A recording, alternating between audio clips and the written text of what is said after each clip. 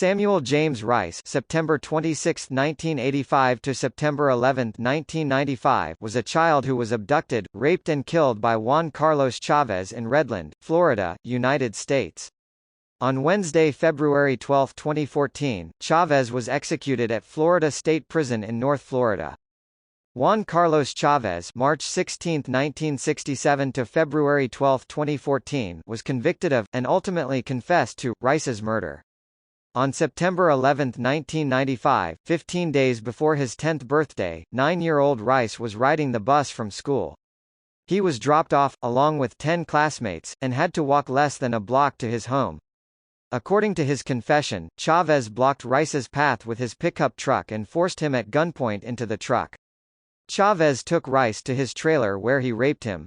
About 4 hours later, when he heard a helicopter hovering above, Rice ran to the door and tried to open it only to be shot in the back by Chavez, who held the child until he took his last breath. Then, Chavez decapitated and dismembered him. The child's decapitated and dismembered body was found 3 months later near Chavez's trailer. Chavez worked for the Shinehouse family. He lived in a trailer on their property. Around the time of Rice's disappearance, Shinehouse reported several items missing from her home including a handgun and jewelry. Shinehouse suspected Chavez, after consulting with a psychic, but had no evidence to support her suspicions. Aided by a locksmith, Shinehouse entered Chavez's trailer. She found her handgun and young Rice's book bag. She reported her findings to the Federal Bureau of Investigation on December 5, 1995. Chavez was found a day later and taken in for questioning. Being advised of his rights and after a 55-hour-long interrogation, Chavez openly admitted to abducting, raping and murdering Rice.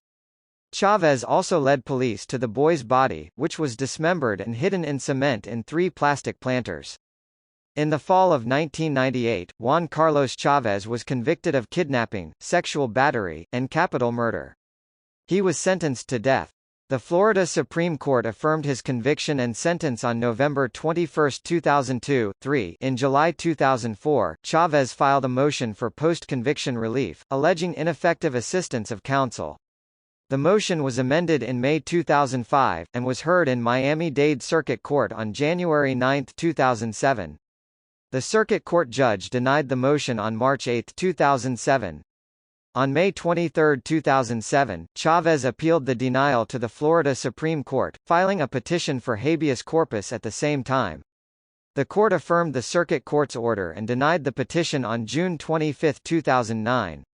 The United States Supreme Court denied certiorari. On April 17, 2012, Chavez filed a successor motion for post-conviction relief under Florida Rule of Criminal Procedure 3.850. The Circuit Court denied the motion on June 13, 2012.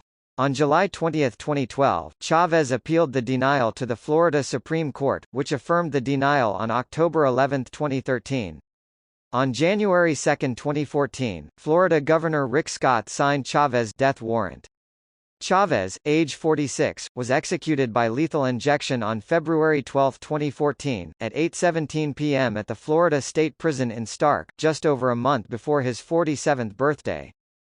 The Jimmy Rice Act, Jimmy Rice Involuntary Civil Commitment for Sexually Violent Predators Treatment and Care Act, was passed unanimously by the Florida legislature and was signed by Governor Lawton Chiles on May 19, 1998, becoming effective on January 1, 1999.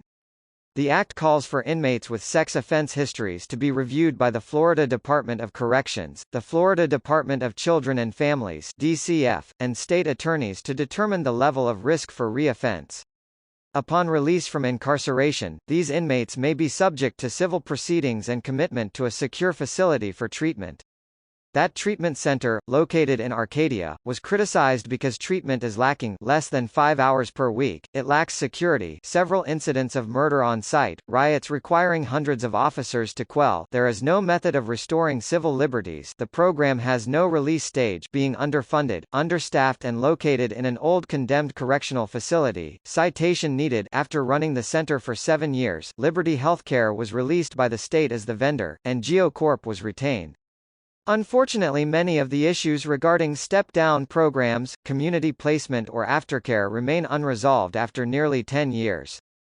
In 2004, residents of the Florida Civil Commitment Center (FCCC) in the custody of the Florida Department of Children and Families (DCF) filed a civil rights suit pursuant to 42 U.S.C. Section 1983 in U.S. District Court Middle District of Florida, challenging the lack of sex offender and mental health treatment provided at FCCC in Arcadia, Florida. Plaintiffs were all involuntarily civilly confined at FCCC pursuant to the Sexually Violent Predator Act Sections 394.910, et seq. Florida, Stat. 2003. Plaintiffs alleged violations of their constitutional rights and the Americans with Disabilities Act (ADA) by the denial of effective sex offender treatment programs, lack of appropriate mental health care and the failure to accommodate inmates with disabilities. Plaintiffs requested certification as a class action and sought declaratory and injunctive relief. Defendants named in the complaint were the DCF and the private corporation Liberty Behavioral Healthcare Corp., that operated the FCCC pursuant to a contract with the DCF. The court certified the case as a class action. After Liberty was replaced as the private contractor, it was dismissed from the lawsuit which proceeded against DCF. Over the next several years, the plaintiffs and defendants engaged in intensive discovery and pre-trial litigation. DCF and the new contractor, GEO Group, implemented significant changes in the sex offender and psychiatric treatment provided to residents. In the fall of 2009, plaintiffs and defendants, through their respective attorneys, filed a joint motion to dismiss the suit in favor of a settlement agreement. Federal Court Justice Steele accepted the joint submission and dismissed the class action suit, with prejudice, in November 2009, the same year that Jimmy's mother died. The family of Rice created the Jimmy Rice Center for Victims of Predatory Abduction to offer assistance to law enforcement, including providing free bloodhounds for use in search and rescue. Rice's mother, Claudine Diane Rice, was also a founder of Team Hope, a group of parents of abducted children who support parents and families facing child abduction. So, what's your theory on what happened?